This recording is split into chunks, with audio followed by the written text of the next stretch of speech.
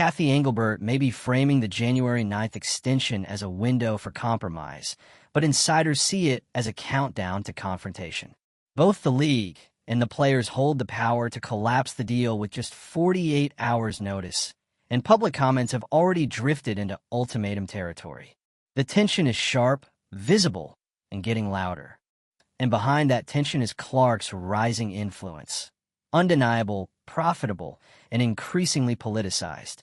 Her breakthrough has added pressure to an already volatile negotiation, but the real story is how her success is being used, praised, and weaponized depending on who's speaking and what's at stake. The league may talk collaboration, but its actions suggest a different game. By dragging negotiations to the brink. If you're here for the real story and not the filtered version, subscribe. And if you're sticking around for the next meltdown, you better definitely subscribe. The WNBA risks throwing its operations, drafts, expansion, and team logistics into disarray. It's a move that could squeeze concessions out of a union already working with limited alternatives. With rival leagues circling and overseas options far from ideal, the players' leverage might not be as strong as their public stance implies. This isn't just a battle over percentages. It's a test of who can survive a standoff and who's bluffing. The January 9th deadline isn't just another date on the league calendar. It's a trigger, one that could ignite a cascade of consequences the WNBA isn't prepared to handle. The current CBA extension is a bandage over a bullet hole, and both the league and the players know it. At any moment, either side could pull the plug with just 48 hours' notice. That's not just leverage, it's volatility built into the system. And right now, everyone's watching to see who flinches first. The stakes are monumental. Salaries, revenue sharing, health benefits, expansion logistics, all of it is on the table. The WNBA is experiencing the most significant surge in visibility and financial momentum it's ever had. Attendance is up. TV ratings are breaking records. Sponsorship dollars are rolling in. But under the surface, there's deep tension. The players want a real piece of that growth. Not promises. Not vague statements about future sustainability. They want actual numbers. Tangible increases. Ownership of what they're helping build.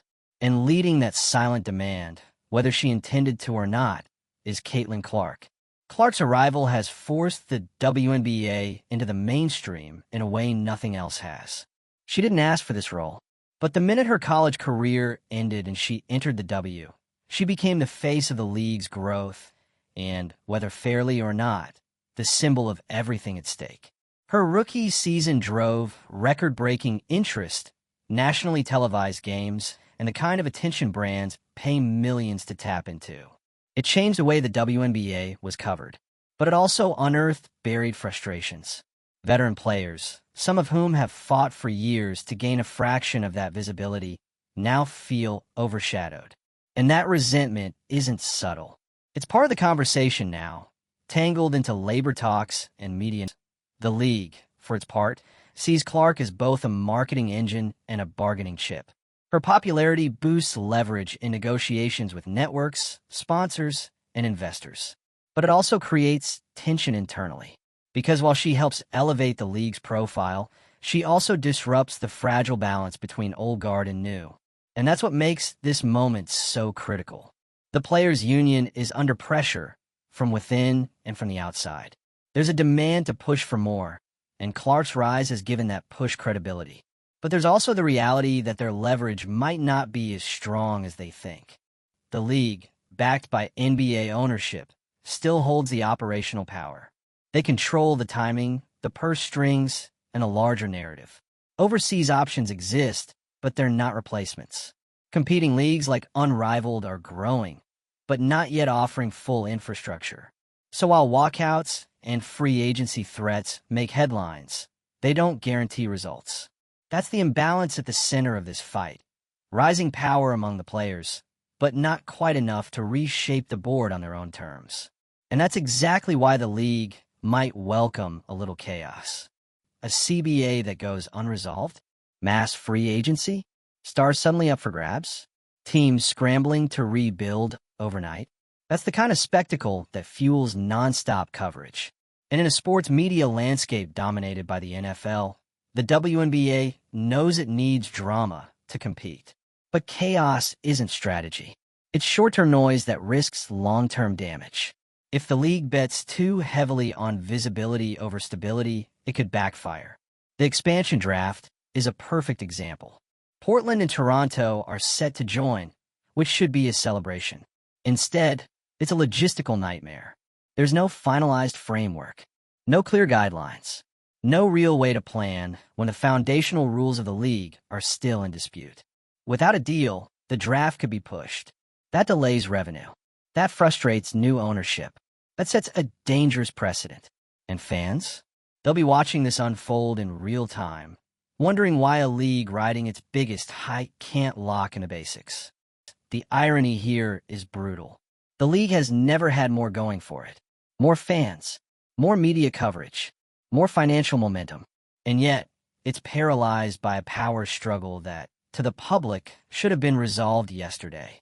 Because when the average fan sees packed arenas, record-breaking viewership, and highlight clips going viral, their natural question is, why is this even a fight? Why is there a debate about whether players should get a larger cut? Why is there hesitation to share revenue when it's clearly growing? Why does it take ultimatums to get basic progress? The answer is simple. Control. This isn't just about money. It's about who gets to shape the next version of the WNBA. The players who put on the map, or the executives who manage it. And that brings us back to Clark. She hasn't publicly issued threats. She's not posting cryptic messages on social media. But her presence is a warning in itself. Because if the league can have a player like Clark and still fumble labor negotiations, still delay key decisions, still stall on long-term commitments, then it sends a message that no amount of growth is enough to change how things work. That message will stick. It will shape how future players view the league. It will influence how investors approach new teams. It will define whether the WNBA becomes a league that finally capitalizes on its moment, or wastes it, like so many leagues have before. 2. No one wants to see that happen.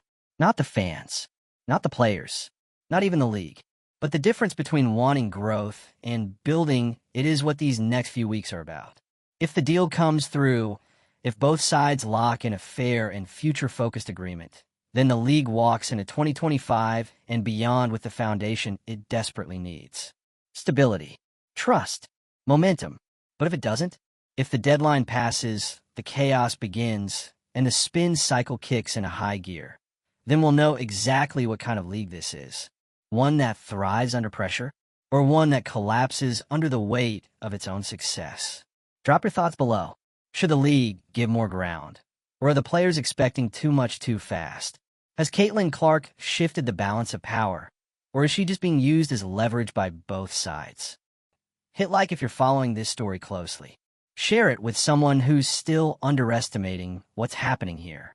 And make sure you're subscribed, because this January 9th deadline isn't just about the next season. It's about who controls the future of the WNBA. And the countdown has already started. The WNBA's future isn't waiting until January 9th. It's already on the line. And every day that passes without a signed collective bargaining agreement only confirms one thing. The people running this league are either dangerously confident or incredibly short-sighted. Because when you've got the most explosive rookie the league has ever seen, when your ticket sales are up, your TV numbers are climbing, and media coverage has finally cracked into mainstream sports discourse, and you still haven't closed the deal that secures your labor force. That's not bold. That's reckless. Caitlin Clark didn't walk into the WNBA quietly. She walked in with a tidal wave behind her. Ratings, headlines, endorsement deals, arena sellouts. She didn't just join the league. She changed it. Not theoretically, not gradually, instantly. And now, the spotlight that once had to be begged for is burning so bright, the league can't look away. Every decision is amplified. Every delay becomes news. Every statement from a league official or a player rep gets dissected because fans, new and old, know something big is happening. The problem?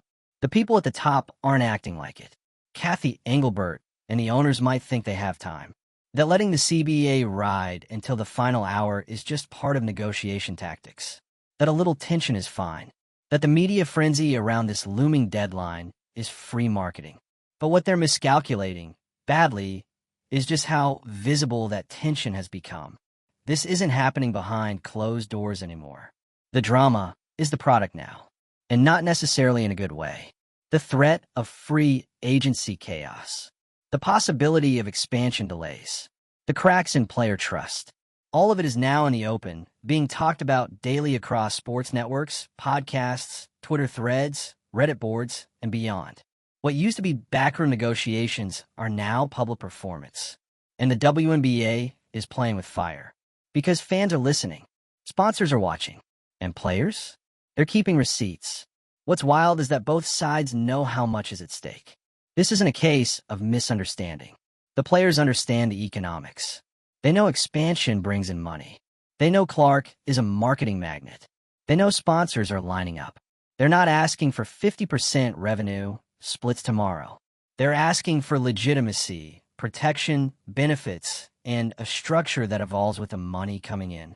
Meanwhile, the league seems more focused on managing optics than solutions. They know that if the CBA collapses and all hell breaks loose, media coverage will skyrocket. Everyone will be talking about the WNBA, ESPN specials, emergency press conferences, think pieces, panic trades, power rankings, and chaos. In a sports world dominated by the NFL in January, the WNBA could suddenly own the cycle. And maybe that sounds like a win to someone sitting in a boardroom, but it's a gamble with extremely high risk. You can't build a lasting league on manufactured drama. You can't buy fan loyalty with chaos. And you definitely can't hold onto your stars if they don't trust this. Caitlin Clark may not be the one giving interviews about the CBA, but her silence doesn't mean she's disconnected. She's watching like everyone else. She has to be, because what the league does now directly impacts her career, her brand, her earning potential, and her legacy. Right now, Clark is a once-in-a-generation athlete stuck in a league that isn't sure how to modernize fast enough to keep up with her. And here's the thing. Her warning to Engelbert and Silver isn't in words. It's in numbers. Attendance, ratings, merch sales, nil crossover power. Every stat Clark generates is a flashing neon sign telling leadership, this is your window. Don't blow it. The expansion draft situation only heightens the urgency. Portland and Toronto are coming. Two major markets. New ownership. Millions invested. Expansion fees paid. But the draft rules? Undefined. The timeline? Dependent on the CBA. If the league fumbles this, it sends a brutal message to new investors.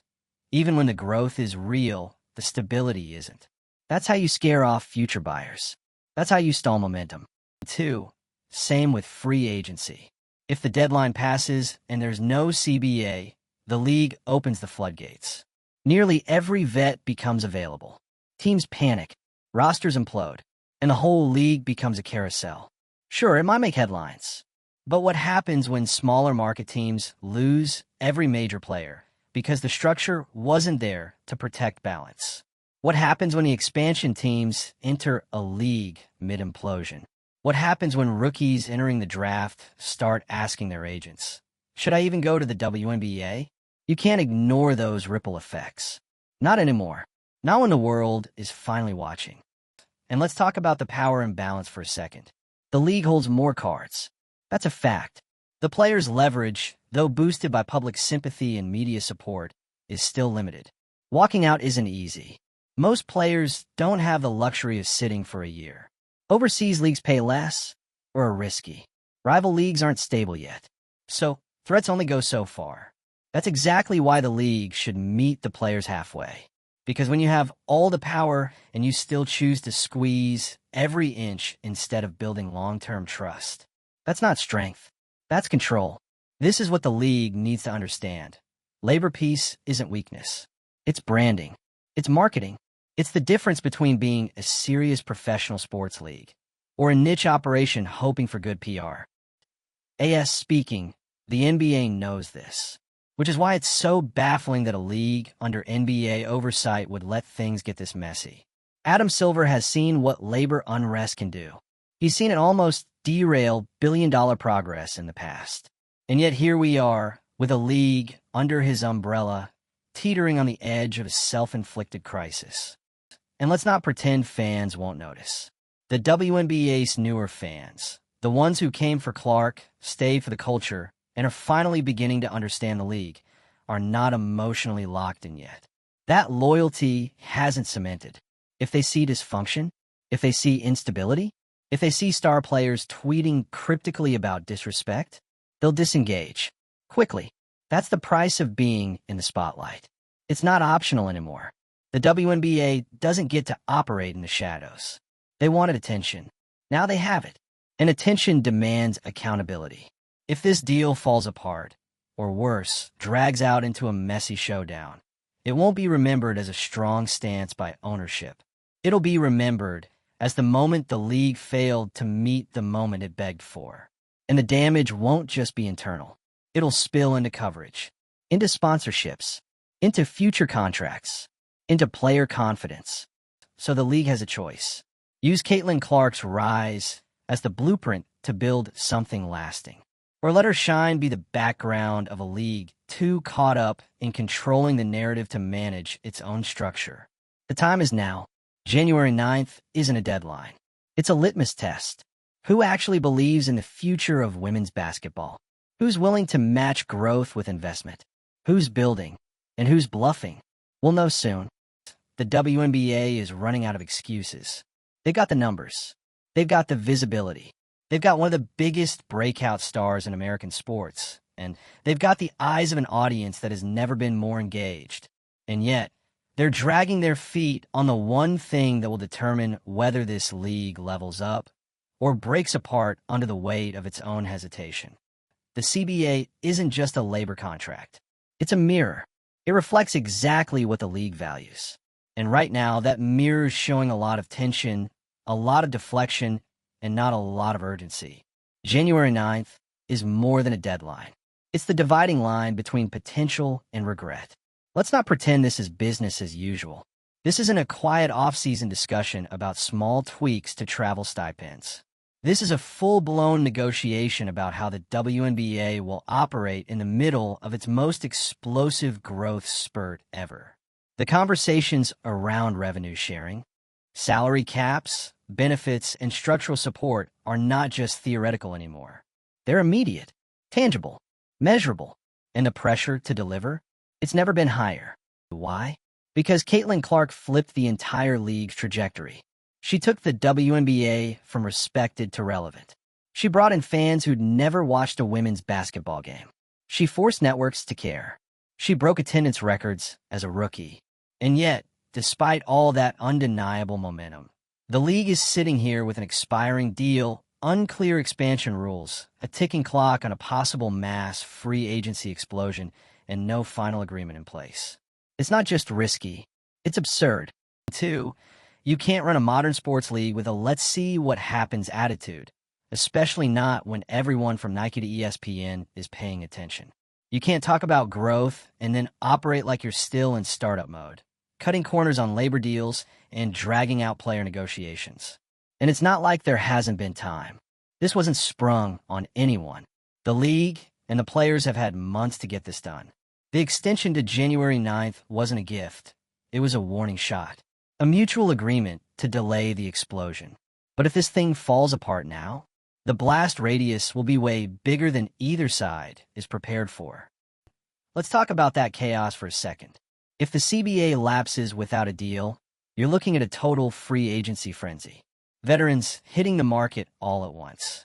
Teams scrambling to patch rosters. Stars jumping ship. Rookies walking into instability. It could become the wildest offseason in league history. And you know what? That kind of chaos will drive media coverage. Sports networks love drama. Headlines will write themselves. Super teams form overnight.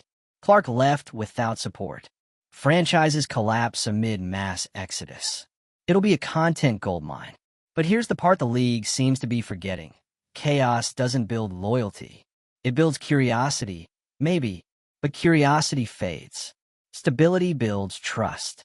And trust is what keeps fans, players, and sponsors around when the hype dies down. The WNBA doesn't need spectacle. It needs structure. That's why the expansion situation is so fragile.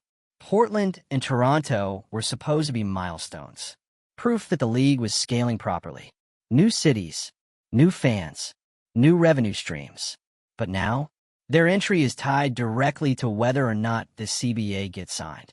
If there's no agreement, the expansion draft stalls. Ownership groups start asking questions. Investors get nervous. What looked like a strategic leap forward starts looking like a logistical mess. That's how momentum turns into uncertainty. Fast. And it doesn't just stop there. The players are watching this unfold while holding onto the little leverage they have. And despite the strong public posturing from the union, the math isn't in their favor. Overseas, leagues pay less. Competing leagues like Unrivaled are promising, but not fully operational. For most players, there's no real plan B, and the league knows it. That's what makes this so frustrating. Because instead of using that leverage gap responsibly by offering a fair deal and proving they care about the players, the league appears willing to stretch this out for maximum exposure. It's not just about negotiation. It's about control. The longer this goes, the more it becomes clear that the league's leadership believes they define the WNBA. That even with the players driving ratings, selling jerseys, and putting on the product, the final say belongs to the boardrooms, to the brand managers, to the executives. But here's the truth they keep trying to dodge. You don't have a league without the players. You don't get those ratings without Clark. You don't get that cultural relevance without the vets who built the foundation before she arrived. You don't get that expansion buzz without the talent pipeline that fans are excited about. This isn't a league of logos and sponsors. It's a league of people. And right now, those people are waiting to see whether the organization that profits off their names will finally treat them like the backbone they are. 2. Let's not forget, this is the same league that, not long ago, asked players to fly commercial while playing back-to-back games. The same league that's only just started to deliver equitable marketing to its stars. The same league that, despite real growth, still hasn't matched investment to output. And now, with everything on the line, they're hesitating again. It's exhausting to watch, because it keeps happening in women's sports. The burden of proof is always higher. The margin for error is razor thin. And when success does come, the rewards are often delayed, negotiated, or outright blocked. This CBA negotiation is a test of whether the WNBA is going to break that cycle or become another example of how even the most promising growth stories can be mismanaged at the top. Because yes, Caitlin Clark changed the game, but she's not a one-woman solution. And if the league treats her like a temporary boost instead of signpost for a new era, they'll miss the entire point. The WNBA doesn't need more time. It needs clarity. It needs equity. And it needs a deal that shows players they're not just part of the product. They're the product. So now we wait. If the league delivers a deal that reflects the reality of 2025, not 2015, then maybe this moment becomes the launch pad for something historic. But if they don't, if January 9th comes and goes without resolution, if stars are left without clarity, if the expansion plan unravels, if chaos becomes the playbook, then everything they've built will start to feel like a house of cards, not a foundation. Drop your thoughts below. Should the league push forward with expansion if a CBA isn't in place? Is the players' leverage real, or is the league simply calling their bluff? Does Caitlin Clark's breakout season give the union more credibility, or just add pressure? If you're just as tired of the delays and the spin, hit like. Share this video if you think the league's time is up, and subscribe if you're watching the future of the WNBA unfold, because January 9th won't just decide this season. It'll decide what kind of league this really is.